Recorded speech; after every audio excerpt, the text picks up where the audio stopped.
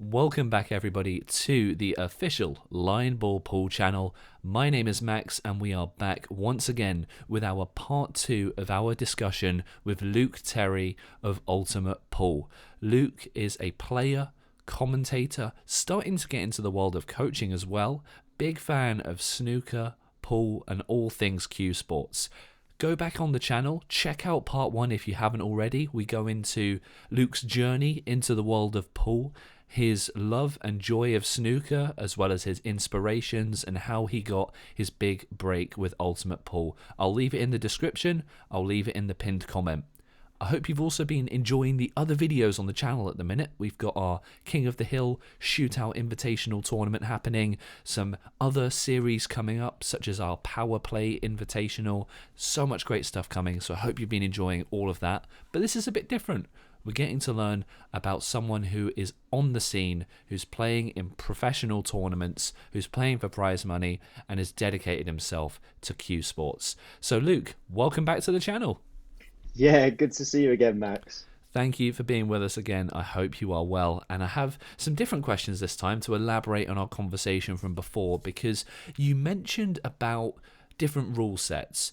8-ball pool, American pool, international rules, world rules. They're all really different. What is your favourite set of rules for pool? And could you explain why you find them so entertaining?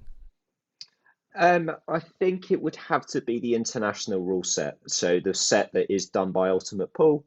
I think the only difference between international pool and what you would see on the normal Ultimate Pool channel is the fact that the golden break isn't in play in a normal tournament. So the golden break is just something that's introduced for the TV events. Um, in any other circumstance, if you pop the 8 ball off the break, it's put back on the 8 spot. If you make another ball with that, then you're still at the table. If you don't, then it's counted as a dry break, which some see as harsh, but I understand both sides. And I think the reason for that is it is so attacking, Max. I mean, I think beforehand, I think a lot of players were walking away from pool and getting tired because there were a lot of situations where players would just cover a pocket and not really play an attacking game, which is what pool has always been about.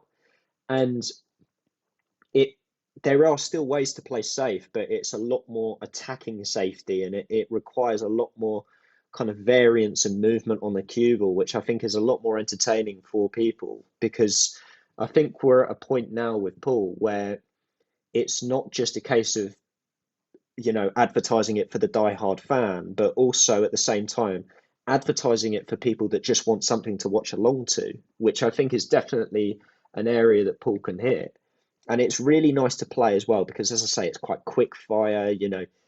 When I'm at tournaments, first to sixes don't take more than 20, 30 minutes, really, in hindsight. And it means that you're kind of getting on with your day a little bit more. Whereas sometimes if you play a pool game that really, really drags out, you finish and you're walking home and you're thinking, wow, like I've got to find food on the way home. I've got to do this. And, you still got to do your day around it. So I think international rules have been a good introduction. I loved playing black ball rules when I was younger as well. And I still enjoy playing them locally.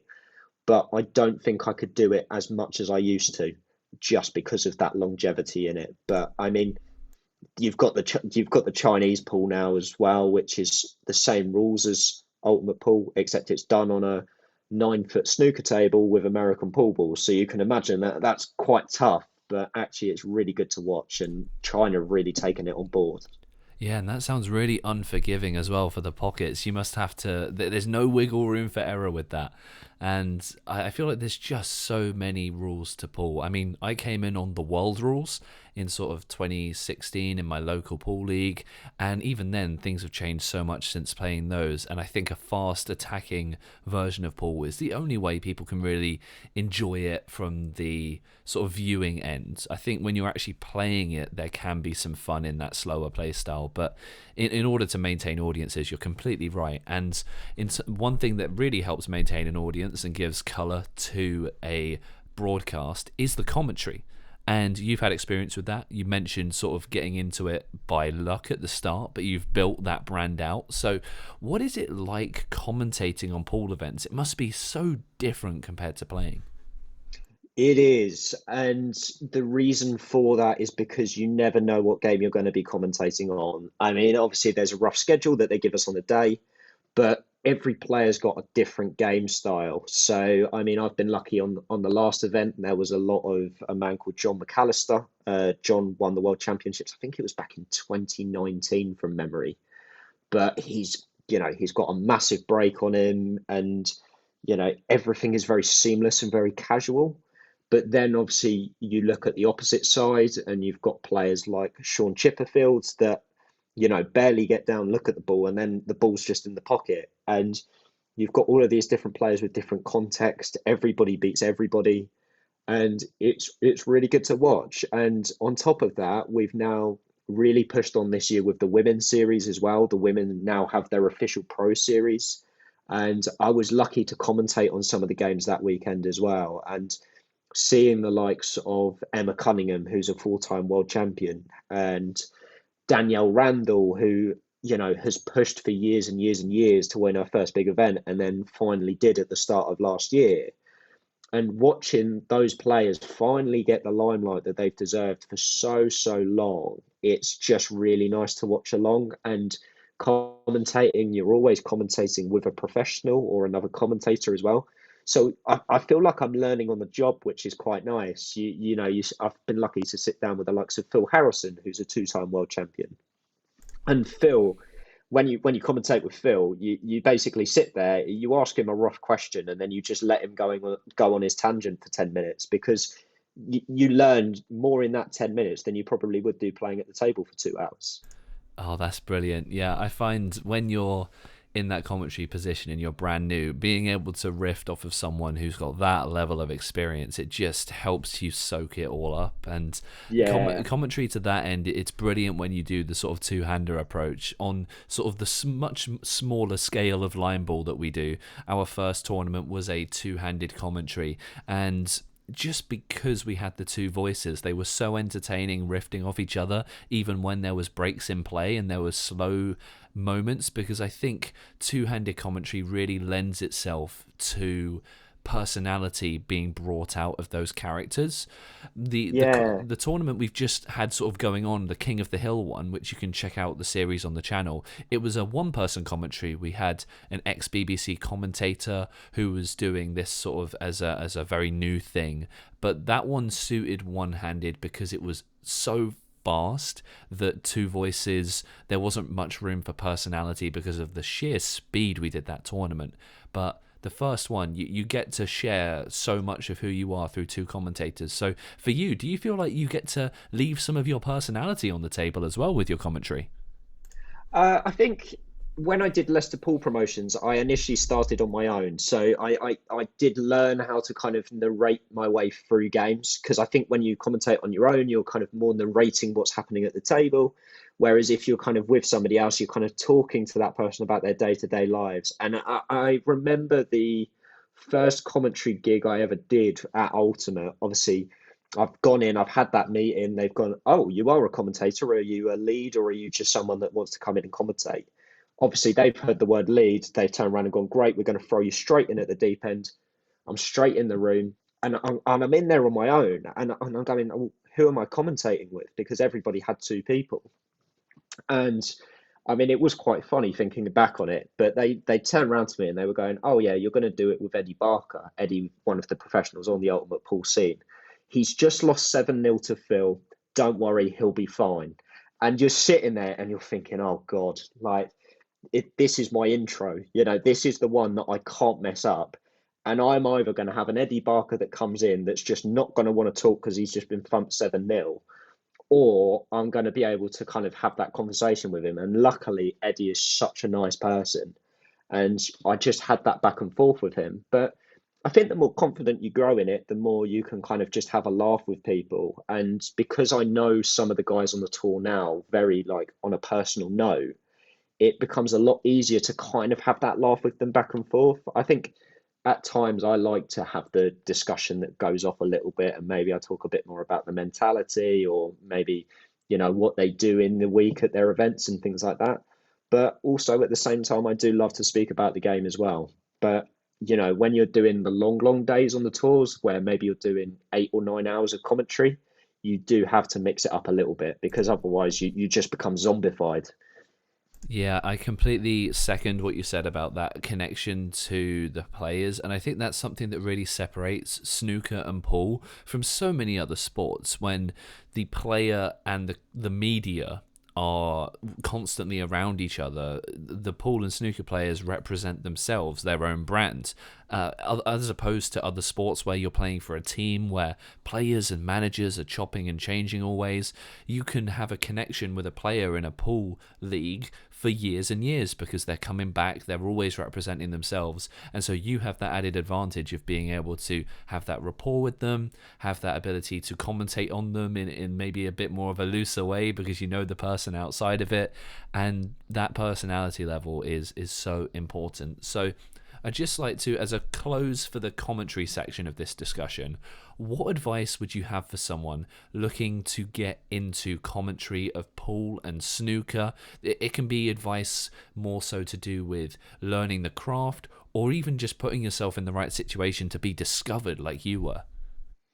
There's a lot of different routes you could go down, and I think the first thing that I would always say is get your personality across. That is number one, no matter what. And whether that's doing commentary or something else, there are loads of different ways to brand yourself. Obviously, for yourself, Max, you've created Lineball and you've made this YouTube channel that's surrounded it, that's given information and it's given a high quality content. Also, at the same time, you watch things like Drive to Survive, obviously on based on Formula One, and you realized that the reason it was so popular was because finally people were getting an in-depth and finding out who these people are and what they do. So if there's a route for you that you do commentary and you go and you go and you go with it and you do whatever you can and you start to pick up that audience, then start to build a personality for yourself, because at the end of the day, like, there's only doing so much that a robot can do, if that makes sense. I don't know how better to word it, but yeah, it's just getting your personality across and then just being humble about it as well. I don't think anybody in the pool world, because it's such a community, I don't think people are really fans of people pushing their brand and saying, yeah, I'm better than you, rather turn around and go, I've got this quality that I feel like you guys need. Yeah, that is so true, and I love how you mention people's personality being the bedrock of it because I think that's something you kind of discover as you go along and you're building your show reel and you're starting things up, and yeah, it becomes your CV, doesn't it? The previous work you've done, the last thing you did, as opposed to just a document you give people. It's what you last worked on. So that's really great. And if you want to listen to Luke on commentary, I'll leave all the links below. You can get involved. You can check out his channel, see his content, and understand his journey in even more detail. So, Luke, I'd love to next move on to talking a little bit about Lion Ball Pool because you've not played it yet with me in person. We will be doing that very, very soon. So, from your more professional standpoint, Line Ball is a very amateur thing. It's brand new. And just from what you've seen, what are your initial thoughts about the game itself and the rules? Not so much the production value of the channel, as we're just growing that up as we go, but the rule set specifically for Line Ball. What do you think about it? And be as harsh as you want. I need tough critics. No, that's okay. No, I wouldn't say it's amateurish at all. I'd say it's fresh. It's something that nobody's ever thought about before. We've had different forms of pool that have come across before, like bar billiards was a thing before that kind of died out, and it because it didn't have that pool value, it didn't have enough that was productive to other cue sports. Line ball's a little bit different, and the reason why is I can relate it a little bit to kind of curling and bocce and all of these other kind of sports where you've got your kind of target area, and you've obviously got areas where things are out of bounds. And the reason that it's so good and the reason that I've really taken a shine to it is because of the fact that it's all about waiting. And when you play on Ultimate Pool or you play on other professional circuits for pool, the pool tables are so fast. They're absolutely lightning quick. So waiting is, I reckon, about 50, 60% of your game.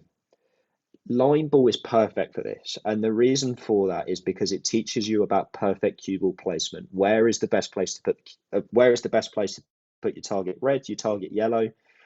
Can I play this shot off of another ball to be able to out of that target area and leave another one in? So it's teaching you all about the little things that you wouldn't pick up playing a normal game of pool, i.e., waiting, playing off of other balls, utilizing cushions. And it's got so much potential behind it. And I'll be honest with you, Max, having looked through the rules and looked through a little bit of the gameplay as well, I'm actually really excited to play it for my first time with you. And you did mention that you've got that event coming up at some point, but I will be very tempted to enter because it's a whole new challenge for me. And, some people may try it and go, it's not for me. People learn in different formats, but I think it has a lot of productivity behind it in order to be a good booster for people that are learning to play pool. Thank you. And that last point I really appreciate, because we had someone come along to our King of the Hill shootout who, it was my friend Tally. She played in a team called the Ball Bashers, and it was her first ever time playing any cue sport at all. So she was really nervous. And on the day, we played a little bit of line ball and a little bit of regular pool just to like build up her skill set. And after the day, she said she found that line ball was a lot less intimidating to her than normal pool was, because the goal was a lot more straightforward.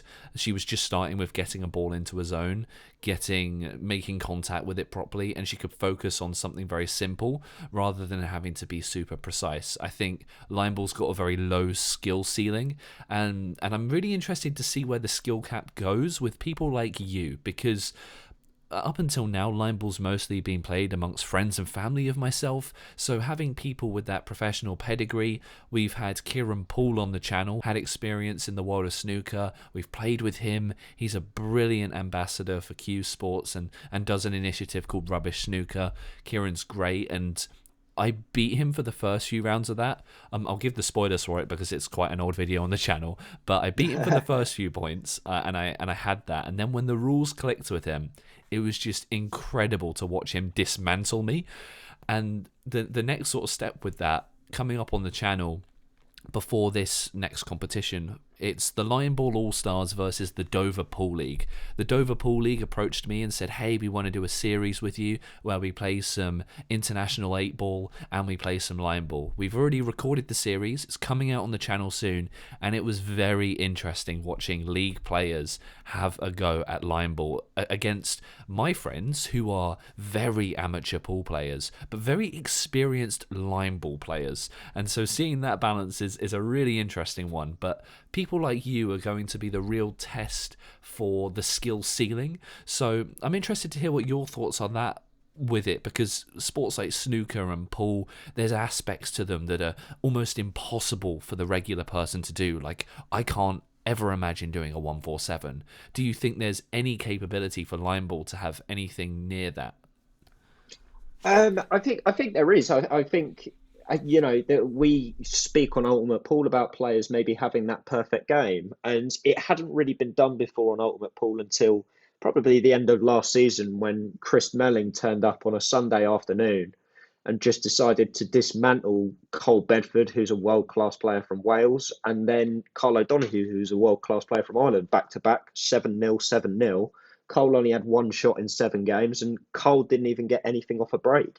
And it was ridiculous. And I think there is the level to do that with line ball as well. Somebody could have that perfect game where they're able to just constantly bump out balls, constantly have all of theirs in the target area and essentially out chess their opponents, which is a potential that going down the line that maybe somebody with different skill sets or even somebody with the same skill sets could pull off. And I mean, I personally, Max, I don't know how I'll get on. I mean, I could smash it out the park or I could completely flop. But it's a new format and it will take a lot of time to bed in for a lot of players. Some players will take longer than others, some will take shorter than others. I completely agree, and that's what I've kind of felt so far with all of the more experienced queuist players who have played line ball, where they initially struggle against me because I made the thing and it's new to them, but then once they get it under their belt, it really transforms. And I think one of the big things for line ball, in terms of what you said about a perfect game, the thing we find really tricky is, so you know how, and if you're watching along, guys, the way that line ball works is you try and get your balls into the scoring zone, remove your opponents from it. And it's something we call a 3-ball swing. So say, for example, if you have 2 of your opponent's balls in the score zone, you remove 2 and get 1 of yours in the same shot, you are changing the score points 3 in your advantage because you've scored 1 for yourself and taken 2 from them. It's a 3-ball swing.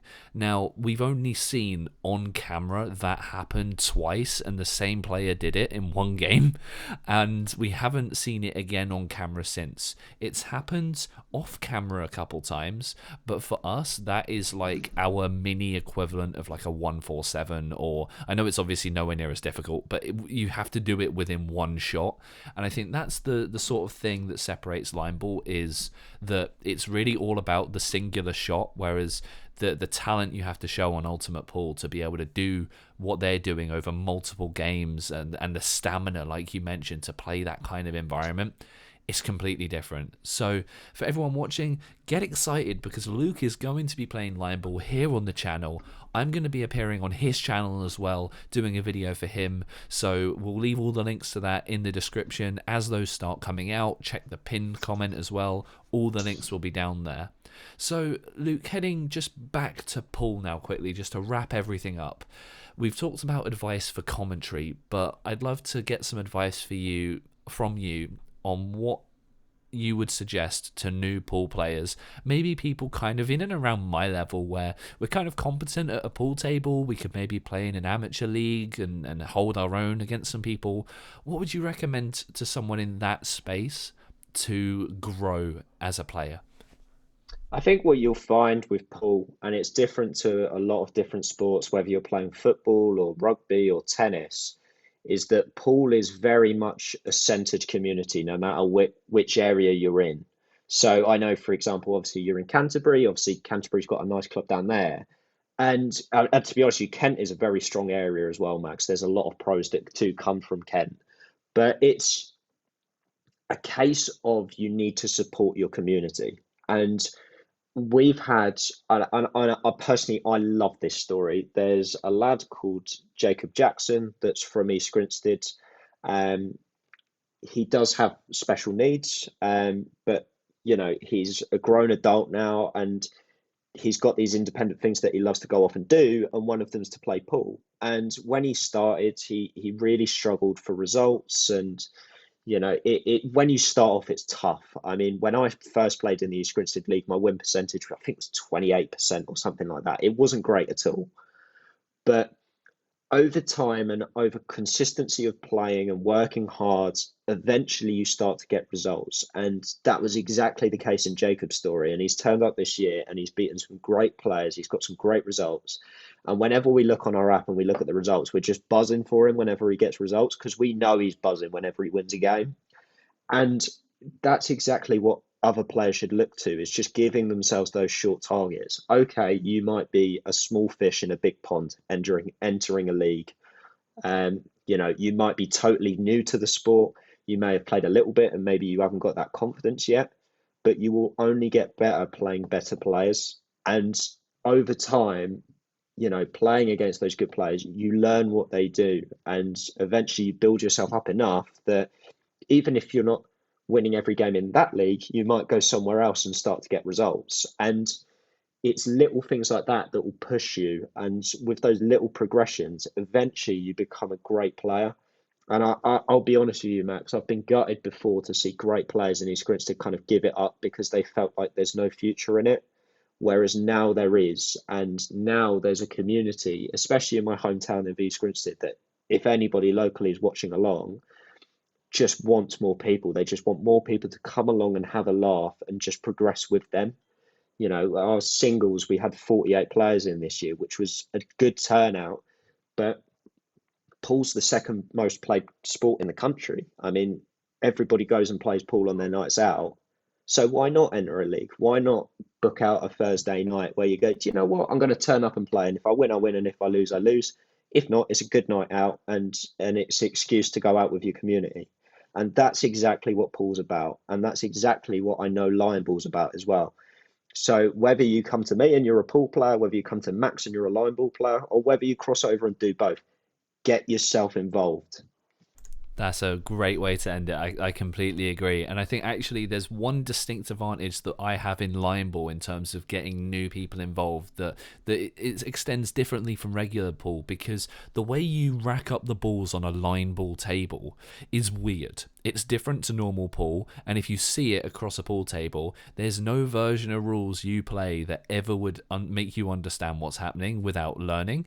And so the amount of times me and my friend Alex Elwood, who is one of the biggest line ball ambassadors, every time we're on a night out playing some line ball, someone comes and stops us and just asks, what is this? Yeah. Even if they're playing or not. You don't so much get that with 8 ball because people know what that is, but it almost breaks the ice and breaks down the social barrier and allows people to go, hey, what is this? I'm ready to learn. And so I completely agree with your sentiment. I think that if you are nervous about coming in, come join. It's a very welcoming community all across the country. And if you're in the East Grinstead area, anywhere around Kent, East Sussex, get in touch with Luke, comment on this video. We're both going to be down in the comment section if you've got any questions. Just come and talk to us. You know, at the end of the day, we're all human and we all just want to have fun, really. So 100% get involved, drop us a message. Perfect. And Luke, where can people go if they want to talk to you, if they want to find out more about your journey? Where's the best place to find you? I mean, I'm on every social media imaginable, to be honest with you. If you were to go to Luke Terry on Facebook, I would also be on Instagram, TikTok as well. Any one of those, just get in contact with me and I will be as pushing as possible in order to respond. Anything that helps the cause, I will always respond to.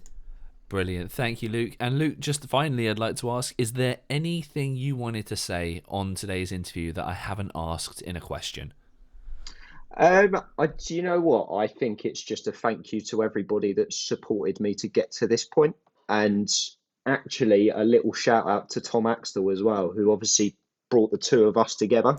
Yeah. And it's just another sign of community, isn't it? That, you know, whether you've not seen someone in a little while or seen someone in a long time, that, you know, there's still that community that you can make new friends and meet new people, but also support those people that have been with you from day one. So thank you to Tom.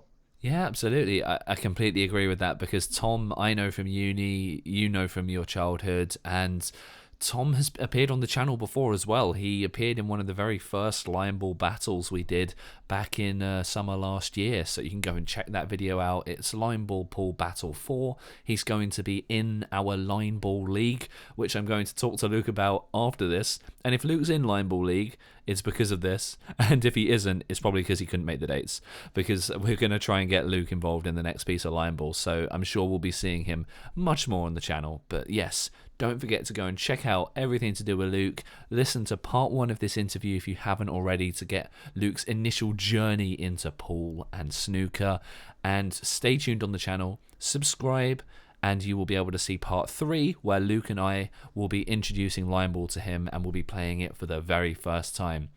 Thank you all for watching, everyone, and we will see you in the next video. Luke, thank you so much for joining us. Max, it's been a pleasure. Take care and have a good night, guys. Thank you.